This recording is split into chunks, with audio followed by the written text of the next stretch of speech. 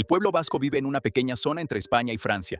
Parecen personas normales, pero sus genes no coinciden con los de nadie más en Europa, ni con nadie más en el planeta. La ciencia dice que esto se debe a que su sociedad se desarrolló de forma aislada. No se mezclaron con sus vecinos, nunca fueron conquistados, nadie inmigró ni emigró. Los vascos lo explican de manera diferente. No siempre vivieron en Europa. Su verdadera tierra natal fue destruida hace miles de años, y en su idioma todavía tienen un nombre para ella: Atlántica. Los vascos son los hijos de la Atlántida.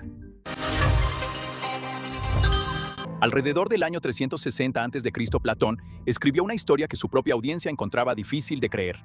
Él no la inventó, y tampoco afirmó haberlo hecho. La historia surgió unas generaciones antes, contada por el estadista griego Solón.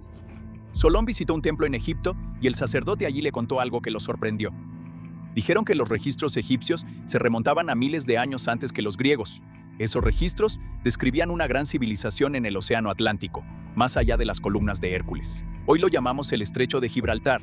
Más allá de las columnas, el Mediterráneo termina y comienza el Atlántico abierto, un imperio insular que desapareció en un solo día y noche, 9000 años antes de que Solón escuchara la historia. Platón dijo que montañas rodeaban la isla. La capital fue construida en círculos de tierra y mar. Estas defensas hacían que la isla fuera imposible de conquistar. Así que Atlántida se volvió poderosa. Su armada tenía 1200 barcos de guerra y era rica. La isla era rica en oricalco, un raro metal rojo casi tan valioso como el oro. Cubría las paredes de los templos y las casas de los ricos. Oricalco significa estatus. En griego, oricalco significa cobre de montaña. Cobre de montaña, el metal más valioso de la tierra, y le pusieron un nombre como de vela aromática. Al igual que los atlantes, los vascos eran famosos por su trabajo en cobre y eran maestros constructores de barcos. Para el siglo XVI, los vascos comerciaban cobre por todo el mundo, incluso con las tribus de América del Norte. Los balleneros vascos pudieron haber seguido las migraciones de las ballenas hasta Terranova ya desde finales del siglo XIV, 100 años antes de Colón.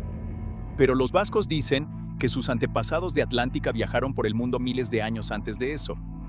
Cuando los exploradores franceses llegaron a Terranova, la gente hablaba en un idioma basado en el vasco. Los exploradores pensaron que la tierra era completamente nueva. No era nueva para los vascos. Miles de años después, todavía contamos la historia de la Atlántida, y todos saben cómo termina. Terremotos y volcanes destruyeron la mayor parte de la isla. Y todo lo que quedó se hundió bajo el océano después de una gran inundación. Pero el pueblo de la Atlántida estaba condenado mucho antes de eso. La condena no vino del cielo, ni de la tierra, ni del agua. Vino de su propia sangre.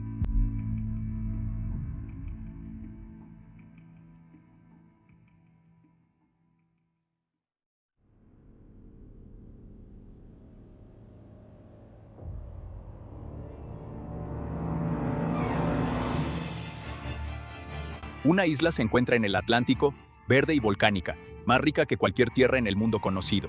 En su centro hay una ciudad construida en anillos. Un canal atraviesa su corazón desde el mar abierto hasta la isla real en el centro. Los puertos están llenos de barcos extranjeros que transportan ámbar, marfil, estaño, cedro, grano y oro. Esta noche, los 10 reyes se reúnen en la ciudadela para la competencia. Cada hombre ofrece una oración a los otros 9. Sorineku, buena fortuna. Los reyes necesitarán suerte hoy, pero no están aquí para competir entre ellos. Tienen que trabajar juntos. Dentro de los terrenos sagrados, una docena de toros deambulan libres. Estos no son ganado, son descendientes del primer toro negro que salió del mar cuando Poseidón creó la isla.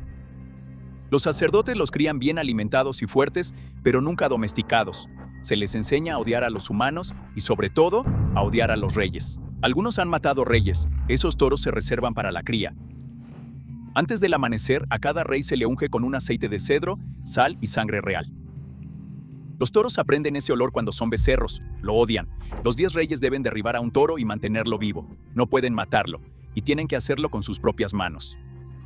Ningún hombre puede entrar al recinto con metal, ni cuchillas, ni lanzas, ni siquiera un anzuelo. Según la ley, la contienda se celebra cada solsticio de invierno. Ningún rey puede negarse, nadie está por encima de la ley. Los animales son llevados al círculo hasta que llegan los reyes. Esperan durante horas, enloquecidos por la sed, el calor y el estruendo de los tambores. Finalmente, los reyes entran. Los toros son liberados, y una vez que perciben el olor, embisten.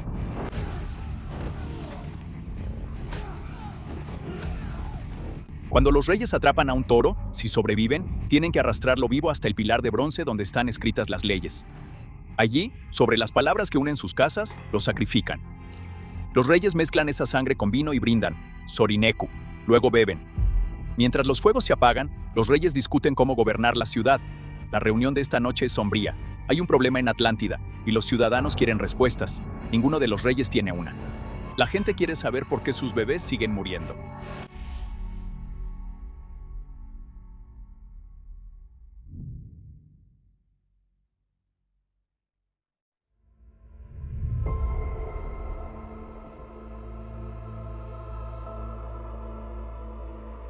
Los vascos tienen la mayor concentración de sangre RH negativa en la Tierra. El factor RH es una proteína en los glóbulos rojos. El nombre proviene de los monos rhesus, donde los investigadores encontraron por primera vez la proteína. Se hereda entre los primates y ha sido así durante millones de años. La mayoría de las personas lo tienen. Probablemente tú también. Y si lo tienes, eres RH positivo. El 93% de las personas en la Tierra lo tienen. El resto son RH negativos y su sangre no lleva ese marcador en absoluto. Espera. Lo digo como si hubiera sacado una C- en ciencia de la sangre de monos. La sangre de la mayoría de las personas tiene un marcador, una proteína en la superficie de la célula. Algunas personas no tienen esto. Ok, entonces hay sangre normal y sangre de alto octanaje. Lo entendí otra vez. Vampiros y zombies. Tomen nota. Una sopa vasca es deliciosa. Y el rasgo es recesivo, lo que significa que se esconde. Cuando las poblaciones se mezclan, se desvanece. Cada generación lo diluye un poco más. Pero 1 de cada 3 vascos es RH negativo. Eso es el doble que en el resto de Europa y 5 veces más que en el resto del mundo. Y como el rasgo se esconde, incluso ese número lo subestima. La mayoría de los vascos lleva el gen, aunque su sangre no lo muestre. Para que una sangre así se mantenga concentrada, una población tiene que reproducirse dentro de su propio grupo durante muchísimo tiempo. Pero el RH negativo tiene un costo. Cuando una madre RH negativa lleva en su vientre a un hijo RH positivo, su sistema inmunológico podría rechazar al bebé como si fuera de otra especie. ¿De otra especie? La sangre misma está diciendo alienígena. ¿Qué tengo que hacer? ¿Dibujarte una gráfica? Incluso la palabra vasco suena como un idioma de gente lagarto. Es una respuesta inmunológica, no una confesión. Eso es exactamente lo que el sistema inmunológico de la gente lagarto querría que pensaras. Pero cuando tu bebé nazca parpadeando de lado, no digas que no te lo advertí. Ándale, dale un grillo de comer. Dale un grillo de comer. El primer embarazo normalmente está bien, pero los siguientes son peligrosos. El niño se debilita en el vientre. Si no se trata, el niño puede morir. Pero esto es lo que la ciencia no puede explicar. Una característica que mata a los niños debería desaparecer. En cambio, los vascos tienen la frecuencia más alta en el mundo. Nadie puede probar de dónde vino. No puede rastrearse hasta ningún lugar de la Tierra. Porque según la leyenda, no vino de la Tierra, vino de los dioses. La diosa vasca del clima, Mari, vivía en una cueva en una montaña con su esposo Sugar. Los dioses vascos vivían en la tierra entre la gente.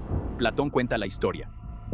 Y Poseidón, recibiendo como herencia la isla de la Atlántida, tuvo hijos con una mujer mortal y los asentó en una parte de la isla. Dioses que tenían hijos con humanos. Los sumerios contaron la misma historia y llamaron a los visitantes. Anunnaki. Correcto. Seres que descendieron, moldearon a la humanidad y compartieron su sangre con ella. En el libro de Enoch, seres divinos se aparean con humanos y crean a los Nephilim. Cada cultura usa un nombre diferente, pero la historia es la misma. Hombres lagarto, distinto smoking, mismo lagarto. Pero cuando la sangre divina se mezcla con los humanos, la descendencia suele ser malvada y violenta, como los Nephilim. Platón también escribió sobre eso. Pero cuando la parte divina empezó a desvanecerse y se diluyó demasiado y con demasiada frecuencia con la mezcla mortal, la naturaleza humana tomó el control. La sangre se diluyó y Atlántida cayó. Las familias de la sangre antigua escaparon a las montañas y nunca dejaron que su sangre se diluyera de nuevo.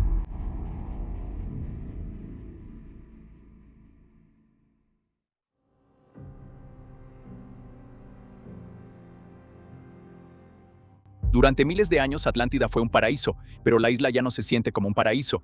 Las familias fundadoras llevaban la sangre de los dioses y durante mucho tiempo esa sangre se mantuvo fuerte. Pero algunos han estado casándose fuera de la línea de sangre. Con cada generación, la sangre antigua se diluye y algo en la gente cambia. Los reyes ya no trabajan juntos. Ahora solo discuten. A veces esas discusiones se vuelven violentas. A veces familias enteras van a la guerra. Esta noche, en una casa de piedra cerca de la ciudadela, una joven de la antigua línea está teniendo un embarazo difícil. Su esposo tiene buen apellido, pero su familia no es de la antigua línea. Las parteras han visto esto durante años, siempre en matrimonios mixtos. La madre sobrevivirá al parto, el bebé nunca sobrevive. La partera casi dice Sorineku por costumbre. Se detiene. No le desea suerte a un niño que ya se ha ido. Los reyes se reúnen y anuncian lo que las parteras ya sabían. La sangre antigua no se mezcla. Cuando se mezcla, los niños mueren. Nadie puede explicar por qué funciona así, solo que así es. Las familias antiguas toman una decisión, lo llaman la regla. La regla dice que la antigua estirpe solo puede casarse dentro de la antigua estirpe. Cualquier niño nacido en contra de la regla es arrojado al mar. Es la única manera de mantener la sangre pura y conservar la paz. Esa decisión sobrevive a la isla, porque en lo profundo de la Atlántida, la tierra está inquieta, el aire se está calentando y el agua se acerca.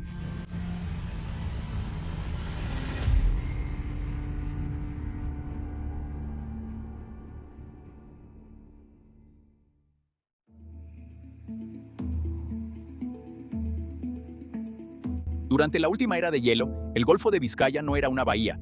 El nivel del mar estaba 120 metros más bajo y el espacio entre España y Francia era tierra seca. Los valles de los ríos se extendían kilómetros más allá de la costa actual. La gente podía caminar por la tierra que ahora es mar abierto. Luego el hielo se derritió y los mares subieron durante miles de años. El aumento fue en oleadas, y durante la más grande, el océano subió 15 metros en el transcurso de unas pocas generaciones. La gente vio cómo la tierra donde crecieron sus padres quedaba bajo el agua. El agua ahogó los bosques, luego los valles. Las tierras altas se convirtieron en islas. Luego, las islas también quedaron sumergidas. Pero el mundo sumergido no desapareció. Los barcos de arrastre han sacado piedras talladas del fondo del mar, herramientas y armas de aldeas que se hundieron junto con la tierra. Y allá en los Pirineos, hay pinturas rupestres de animales que se extinguieron durante la última era de hielo. La gente vivió todo eso y la gente lo recuerda. La tradición pesquera vasca recuerda ese mundo. Los pescadores vascos tienen nombres para enormes partes de tierra en el fondo de la bahía. Nombres en euskera, nombres como Valle Ahogado y Tierra Perdida, pasados de padre a hijo. Las familias dicen que los nombres son más antiguos de lo que cualquiera podría decir, transmitidos por ancestros que conocieron esa tierra cuando todavía era tierra. La ciencia convencional dice que eso es imposible. Los nombres tendrían que tener miles de años, mantenerse vivos, sin escritura, sin mapas y sin la capacidad de ir a cientos de pies bajo el agua. La ciencia asumía que los vascos llegaron hace unos 6.000 años. Para entonces, la bahía ya era una bahía. No había nada que nombrar.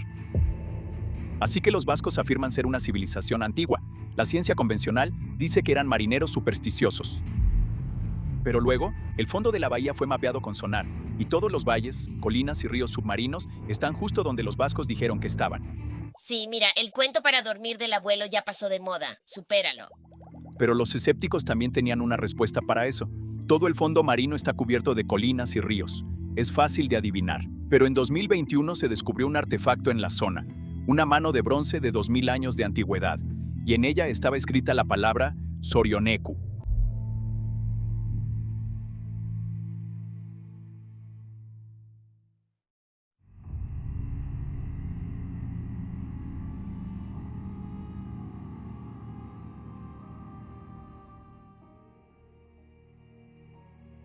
La regla ya tiene una generación de antigüedad, y las familias antiguas la mantienen igual que mantienen el calendario de cosecha. Se casan entre ellos.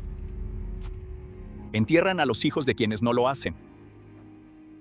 Y marcan sus casas. Un herrero trabaja el cobre a la luz del fuego. Una mano, plana, delgada, de tamaño real, con un agujero perforado en la muñeca. Él graba 5 palabras en el bronce. Cada familia las sabe de memoria. Las ponen en las puertas de todo el barrio antiguo. La mano le dice a todos: aquí vive gente de sangre antigua. Una madre levanta a su hija para que la niña pueda alcanzarla. Es la misma mujer que enterró a un hijo en los años antes de la regla. Esta hija nació de sangre antigua y esta hija sobrevivió. La niña presiona su palma contra el bronce y dice la palabra que su madre le enseñó: Sorioneku, buena fortuna.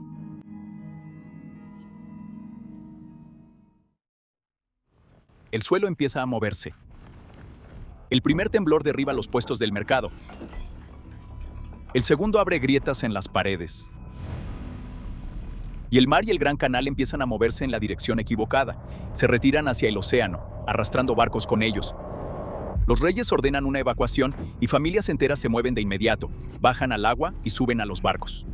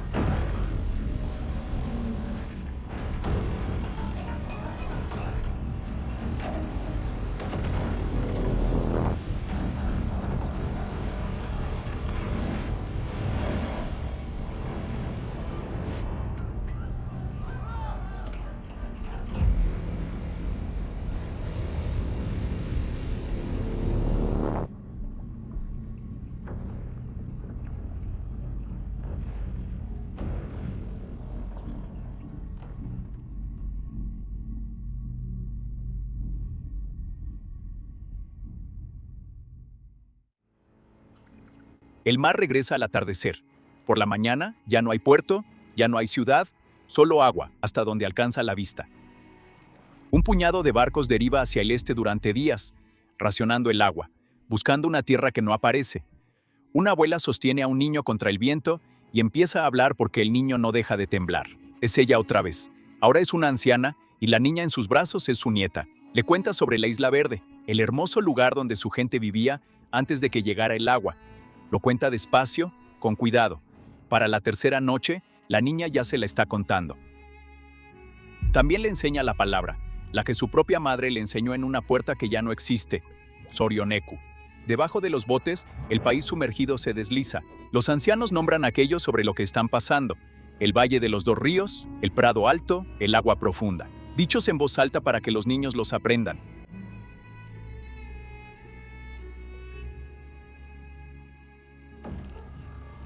La tierra se eleva al frente, una costa verde, y detrás de ella montañas. Las embarcaciones llegan a la orilla y un hombre lleva algo envuelto en una tela por la playa, sosteniéndolo contra su pecho como si fuera un niño. Desenvuelve una pequeña mano de bronce y antes de clavar el clavo, pronuncia sobre ella la palabra Sorioneku. Luego la coloca en la primera puerta del Nuevo Mundo. Atlántida ha desaparecido, pero su gente y su historia sobrevivieron.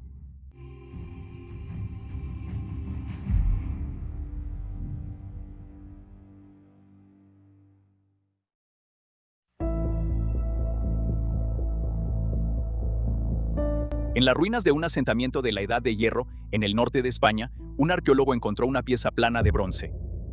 Era una mano, de tamaño real, tan delgada como una moneda, con un agujero perforado en la muñeca, y fue encontrada donde cayó hace 2000 años en la entrada de una casa. El pueblo fue incendiado por el ejército romano, pero la ceniza selló la casa y todo lo que había dentro. El equipo pensó que era una decoración de casco. Nadie notó la escritura hasta meses después. Cuando se limpió el bronce, reveló 5 palabras en una antigua escritura ibérica. Los expertos conocían la primera, Sorioneku, buena fortuna. La palabra vasca moderna es Sorioneko. En 2000 años solo cambiaron 2 letras. La última palabra se parece a la palabra vasca, dar, así que tal vez sea una ofrenda o una súplica a los dioses. Hasta que se encontró la mano de Irilegui, los lingüistas pensaban que los vascos eran analfabetas. Te hace preguntarte en qué más se equivocaron. Esta es la oración en euskera más antigua que se ha encontrado. 3 de sus 5 palabras todavía se debaten, pero la primera, cualquier hablante de euskera puede leerla de inmediato. Eso no debería ser posible porque los idiomas cambian. El griego cambió y el latín se transformó en docenas de idiomas en todo el mundo. Un hablante de inglés tendría problemas para hablar con hablantes de inglés de hace 200 años. Hace 1000 años no entenderían ni una palabra. Oigan, chicos y chicas, ¿me estás diciendo que no puedo entender el inglés del martes pasado? ¿Qué es un RIS y quién es Skibidi? ¿Es peligroso?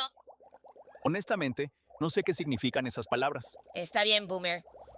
Casi todos los idiomas en Europa, desde el irlandés hasta el ruso, pertenecen a un mismo árbol genealógico, pero el euskera no. No tiene parientes en ningún lado. Los lingüistas han pasado sus carreras tratando de conectarlo con lenguas africanas, lenguas nativas americanas, incluso con el antiguo sumerio. Nada funciona. Intentaron con todos los idiomas del planeta, en la Tierra. Tal vez sea hora de actualizar el área de búsqueda. Solo digo. El euskera tiene algunas palabras latinas, pero son prestadas y llegaron hace muy poco tiempo. Es un idioma que no viene de ningún lado, a menos que cuentes el medio del mar, porque tienen una palabra para Atlántida, Atlántica, pero no tienen una palabra para su propio país. Los vascos ni siquiera tienen una palabra para sí mismos. Se llaman euskaldun, que significa alguien que tiene euskera. No alguien de un lugar, sino alguien que habla un idioma. Y el idioma se niega a morir. Roma lo intentó, luego los visigodos, después los moros. El euskera sobrevivió. En 1937, el régimen de Francisco Franco prohibió el euskera. De todas formas, sobrevivió. No a través de libros ni medios. Era ilegal. En cambio, se hablaba en voz baja en las mesas durante la cena. Los padres enseñaban a sus hijos, así como ellos fueron enseñados, así como habían sido enseñados sus abuelos, en una tradición que se remonta a miles de años. Un idioma secreto que me estás dando, no puedo leerlo. Que alguien escriba eso, no se lo digan al SAT. El ADN de una tumba, de hace 5000 años en el norte de España, solo coincidió con un grupo de personas que aún vive hoy en día, los vascos, e incluso sus huesos se veían diferentes. Tienen hombros más anchos y una complexión más grande. Los cráneos vascos medidos en el siglo XIX eran más parecidos a los de Cro-Magnon que a los de otros europeos. Sangre diferente, idioma diferente, cráneos diferentes. ¿En qué momento la ciencia simplemente admite que estos son los X-Men? Durante 5000 años, la regla se mantuvo. Y aunque los vascos ahora viven en un valle entre las montañas, saben que su sangre es del mar. Hace miles de años Atlántida cayó y millones murieron. Pero por suerte, o por la voluntad de los dioses, unos pocos escaparon. Y los vascos tienen una palabra para alguien que está bendecido o tiene suerte: Zorioneku.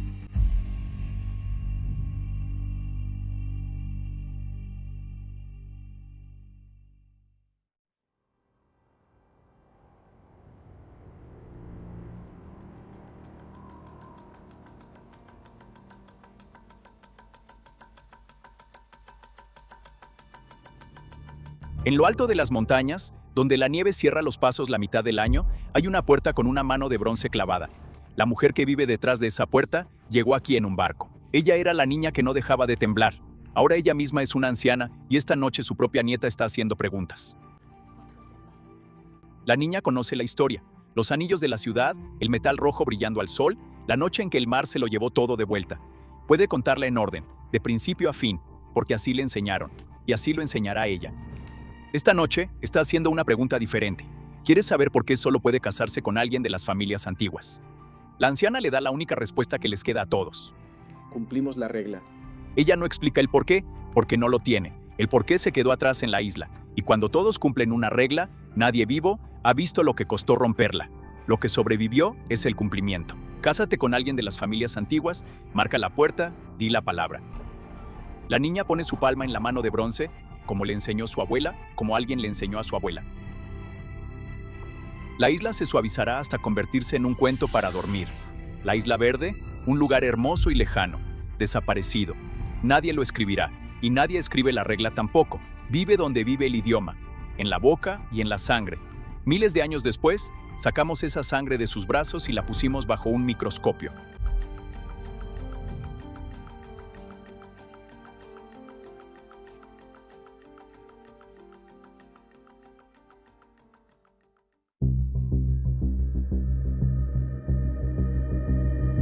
Una sociedad aislada, en las montañas entre España y Francia, tiene una sangre que no coincide con la de nadie.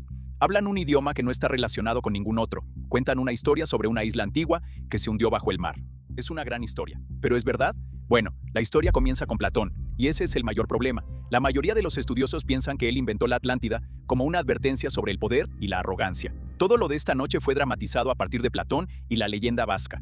Incluso si la Atlántida fuera un lugar real, la gente aún no puede ponerse de acuerdo sobre su ubicación. Hay algunos candidatos como el camino de Bimini y la estructura de Richat en África, pero la geografía no es del todo correcta, así que por ahora solo son teorías. Tampoco hay evidencia física. Nadie ha encontrado los registros egipcios que le mostraron a Solón. No hay ruinas, ni artefactos, ni pruebas de una civilización avanzada en el fondo del océano. Pero sí hay mucha evidencia de asentamientos bajo el agua, y encontramos nuevos todo el tiempo.